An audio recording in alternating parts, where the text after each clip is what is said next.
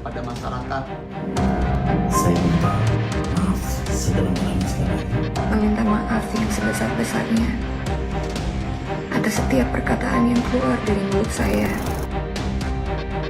Ramai-ramai meminta maaf atas kegaduhan akibat sikap dan ucapan yang dinilai telah menyinggung dan melukai hati rakyat. Tak lantas membuat anggota dewan luput dari sanksi. 5 anggota DPR yang mengeluarkan pernyataan dan aksi kontroversial dinonaktifkan oleh partainya masing-masing. Partai Amanat Nasional nonaktifkan Eko Hendro Purnomo atau Eko Patrio dan Surya Utama atau Uya Kuya sebagai anggota DPR. Keputusan diambil setelah mempertimbangkan dinamika politik di tanah air.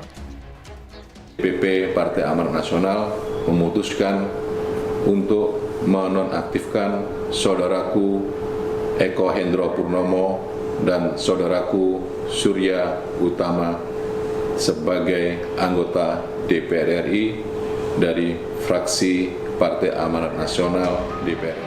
Hal yang sama juga dilakukan Partai Nasdem yang menonaktifkan Ahmad Saroni dan Nafa Urba sebagai anggota DPR RI dari fraksi Nasdem. Langkah ini diambil karena keduanya dinilai telah mencederai perasaan rakyat dan menyimpang dari perjuangan partai. Hingga saat ini, Saroni sendiri belum menyampaikan permintaan maaf ke publik. Ada pernyataan dari para wakil rakyat, khususnya anggota DPR RI dari fraksi Partai Nasdem yang telah menyinggung dan mencederai perasaan rakyat. DPP Partai Nasdem menonaktifkan saudara Ahmad Saroni dan Nafa Urba sebagai anggota DPR RI dari fraksi Partai Nasdem. Partai Golkar juga menonaktifkan Adis Kadir sebagai anggota DPR. Keputusan diambil menyusul pernyataan Adis Kadir soal tunjangan fantastis DPR dinilai tidak peka dan memantik amarah rakyat. Dewan Pimpinan Pusat Partai Golkar secara resmi menonaktifkan Saudara Adis Kadir sebagai anggota DPR RI dari fraksi Partai Golkar. Setelah dinyatakan nonaktif melalui pimpinan partai politik, tidak otomatis mengubah status anggota DPR yang masih melekat. Karena dari sisi hukum, mereka tetap berstatus anggota DPR sampai adanya penggantian antar waktu yang bisa dilakukan setelah ada pemberhentian antar waktu yang disampaikan pimpinan partai politik kepada pimpinan DPR. Tim Liputan, Kompas TV.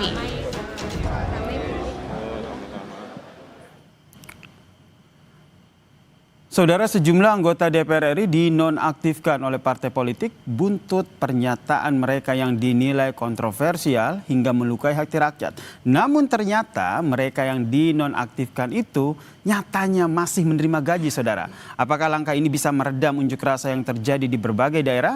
Kami membahasnya bersama dengan anggota Dewan Pembina Perludem, Mbak Titi Anggraini, dan juga anggota Majelis Partai Demokrat, Bang Syarif Hasan, yang telah bergabung bersama kami di Kompas Petang. Selamat sore semuanya. Selamat sore. Selamat sore. Saya ke Mbak Titi dulu. Mbak Titi, ini langkah yang diambil oleh partai politik adalah menonaktifkan anggota DPR-nya. Kalau sesuai aturan itu seperti apa? Dan apakah ini menurut Anda sudah menjawab kritikan publik melalui gelombang unjuk rasa yang terjadi selama ini? Iya, terima kasih Kak Yasir ya. Nonaktif itu memang ada satu kali disebut di dalam Undang-Undang MD3 kita, MPR, DPR, DPD, DPRD begitu ya. Tetapi konteks nonaktif itu hanya untuk pimpinan dan anggota MKD DPR yang diadukan dan menjadi teradu. Sedangkan dalam konteks anggota biasa itu tidak dikenal istilah nonaktif. Jadi nonaktif itu memang sama sekali tidak dikenal dalam peristilahan kedewanan begitu. Dalam konteks misalnya pemberhentian memang ada dikenal 3 hal. Yang pertama pemberhentian antar waktu, dan itu pemberhentian dilakukan karena mengundurkan diri, meninggal dunia atau diberhentikan. Itu diatur di pasal 239 Undang-Undang Nomor 17 Tahun 2014 tentang MD3. Kemudian ada juga penggantian antar waktu. Nah, penggantian antar waktu ini adalah mengganti anggota DPR yang diberhentikan tadi dengan anggota DPR dari dapil yang sama, yang berasal dari partai yang sama, yang memperoleh suara terbanyak berikutnya begitu. Dan yang ketiga juga dikenal istilah pemberhentian sementara. Nah, tetapi pemberhentian sementara ini hanya untuk anggota dewan yang menjadi terdakwa karena melakukan tindak pidana. Jadi kalau bagi saya istilah nonaktif itu merupakan keputusan politik internal partai yang tidak berkaitan dengan status formal kedewanan begitu ya. Itu kebijakan disiplin partai. Tetapi apakah kemudian mereka menjadi kehilangan status keanggotaan dewannya? Menjadi tidak. Karena kehilangan keanggotaan kedewanan itu hanya bisa kalau dia mengundurkan diri, diberhentikan, atau meninggal dunia. Nah, situasi itu kan tidak terjadi pada orang-orang yang disebutkan tadi, baik dari Partai Nasdem, Partai Amanat Nasional, ataupun Partai Golkar. Jadi yang kita tunggu adalah apa yang dimaksud dengan nonaktif itu bergantung tindak lanjut dari masing-masing partai. Kalau masing-masing partai itu ingin mengganti misalnya, itu statusnya artinya dia diberhentikan oleh partai sebagai anggota dewan dan itu ada prosedurnya. Pimpinan partai harus mengusulkan kepada pimpinan DPR, nanti pimpinan DPR mengkonfirmasi kepada KPU bahwa ada yang diberhentikan oleh partai dan akan bertanya siapa yang memperoleh suara terbanyak berikutnya. Jadi prosedur formalnya seperti itu. Mbak Titi, berarti dengan kata lain ini bisa dikatakan partai politik ini main aman aja begitu ya, menonaktifkan untuk sementara meredam? Ya bisa dibilang begitu karena ini ansih menjadi kebijakan internal partai. Kita harus cek nih sama Pak Syarif dan kawan-kawan misalnya di pimpinan DPR itu apakah sudah ada pengusulan pemberhentian anggota yang bersangkutan oleh pimpinan partai karena yang mengusulkan itu adalah pimpinan partai kepada pimpinan DPR. Baik, tahan di situ dulu ya Mbak Titi ya. Kita langsung ke Bang Syarif. Bang Syarif, kenapa akhirnya menurut Anda dari sisi politik deh ini, kenapa akhirnya partai politik ini mengambil langkah menonaktifkan? Ya, pertama tentunya partai politik ini kan menempatkan kader-kadernya yang berhasil masuk DPR itu kan adalah representasi dari para partai politik. Nah, sekalipun di dalam proses pemilihannya itu komunikasi antara calon yang bersangkutan dengan masyarakat. Nah, dan harus diingat bahwa sebenarnya secara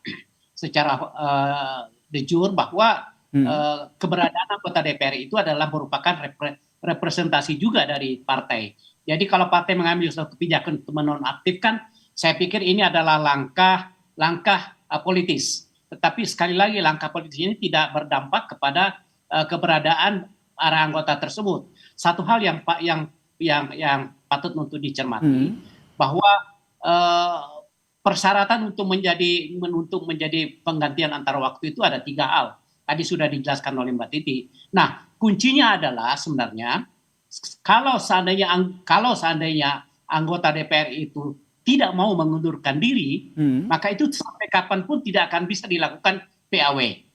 Nah, kasus ini pernah terjadi juga dulu pada saat pimpinan DPR akan dilakukan PAW sampai akhir masa sidang, masa waktunya itu juga tidak bisa dilaksanakan karena apa? Anggota tersebut tidak mau mengundurkan diri. Yang kedua adalah karena kebijakan partai itu tidak sesuai dengan yang tertera di dalam Undang-Undang Nomor 7 tahun 2017 tentang penggantian antar waktu. Jadi pertama yang harus dilakukan setelah penonaktifan ini, kita harus melihat apakah ada surat pengunduran diri dari anggota DPR tersebut. Kalau itu tidak ada, maka persoalannya tidak akan berakhir. Persoalannya akan panjang. Nah, ini apakah ini juga, Mas Syarif, ini juga apakah juga dibahas kemarin antara Presiden Prabowo dengan sejumlah ketua umum partai politik terkait dengan akhirnya mengambil kesepakatan menonaktifkan? Kenapa tidak langsung meminta anggota dewan mereka, ya udah kalian telah mencederai rakyat, mundur aja deh. Tapi jangan dijawab dulu ya. Kita bahas usai jeda, tetaplah bersama kami di Kompas Petang. Pertanyaan gantung saya ke Mas Syarif Hasan selaku Majelis Tinggi Partai Demokrat. Menurut Anda yang didiskusikan antara Presiden Prabowo dan ketua partai politik kemarin itu kenapa tidak langsung mengarah ke meminta anggota DPR yang menciderai hati rakyat ini untuk mengundurkan diri? Kenapa harus menonaktifkan? Ya, saya pikir itu kan yang sifatnya teknis tentunya diserahkan kepada partai-partai politik yang bersangkutan. Kan presiden kan mengambil hanya kebijakan makro saja, ya kan, menyangkut masalah teknisnya tentunya diserahkan kepada partai-partai politik yang bersangkutan dan prosedur bagaimana untuk dilakukan pergantian antar waktu. Saya pikir presiden mengambil kebijakan tersebut udah tepat, ya kan. Jadi tidak terlalu mendetail. Semuanya bisa diselesaikan oleh partai. Silahkan partai menyelesaikan. Saya pikir itu intinya. Baik, dan akhirnya keputusannya adalah menonaktifkan begitu ya. Sekarang kita fokus ke menonaktifkan, tidak ada opsi mengundurkan diri begitu. Kalau menurut Mbak Titi sendiri prosesnya akan sepanjang apa? Ya, sebenarnya kalau bagi saya yang paling krusial dan paling strategis itu adalah anggota dewan yang bermasalah atau problematik di mata masyarakat ini mengundurkan diri. Anda mendorong itu, Anda mendorong agar mereka menyampaikan secara terbuka karena sudah mencederai hati rakyat untuk mengundurkan diri ya? Oh iya benar, karena kan dengan segala permintaan maaf yang sudah dilakukan, tindakan partai yang menonaktifkan, lalu efek ikutan yang terjadi, sebenarnya itu sudah menjadi dasar yang sangat kuat untuk mengambil tindakan elegan dan bermartabat, yaitu mengundurkan diri. Baik, ini akan membawa dampak marwah yang baik dan juga rekam jejak yang setidaknya menjaga kehormatan mereka secara personal dan juga bagi partai politiknya. Karena tradisi mengundurkan diri itu menjadi pembelajaran politik yang berharga untuk publik. Bahwa setiap perbuatan itu akan mendapatkan konsekuensi yang disadari secara personal. Itu adalah tanda-tanda integritas sebenarnya ya. Kalau kita lihat misalnya, banyak sekali rekaman yang mengatakan salah satu pemicu itu adalah kekecewaan masyarakat terhadap perilaku mereka dan juga bagaimana mereka menyikapi apa yang menjadi aspirasi dan perasaan rakyat. Kan sebenarnya mereka ini wakil rakyat. Tapi ketika rakyatnya sudah merasa dicederai, dilukai, disakiti, esensi sebagai wakil rakyat itu sebenarnya sudah lepas. Dan dengan demikian sebenarnya yang paling dibutuhkan adalah teladan. Bagaimana mereka merefleksikan kehadirannya itu dengan cara yang baik ke hadapan masyarakat kita. Dan ketimbang misalnya menggunakan istilah-istilah yang sangat politis dan lebih mengarah kepada disiplin partai daripada disiplin kedewanan, ya lebih baik si anggota dewan tersebut mengundurkan diri. Toh sekarang misalnya juga ada di luar negeri, tidak bisa dihubungi, tidak bisa berdialog. Jadi sudah terputus juga relasi aspirasi dan juga relasi konstituensinya dengan para wakil tersebut, begitu kira-kira. Baik ya, kita nantikan ya apakah ini anggota dewan yang sudah dinonaktifkan ini akhirnya memilih opsi seperti yang tadi dianjurkan oleh Mbak Titi Anggraini, yaitu mengundurkan diri demi meredam gelombang unjuk rasa ini. Kita nantikan bersama ya. Terima kasih anggota Dewan Pembina Perludem Mbak Titi Anggraini dan juga anggota Majelis Tinggi Partai Demokrat Bang Syarif Hasan telah bergabung bersama kami di Kompas Petang. Salam sehat semuanya.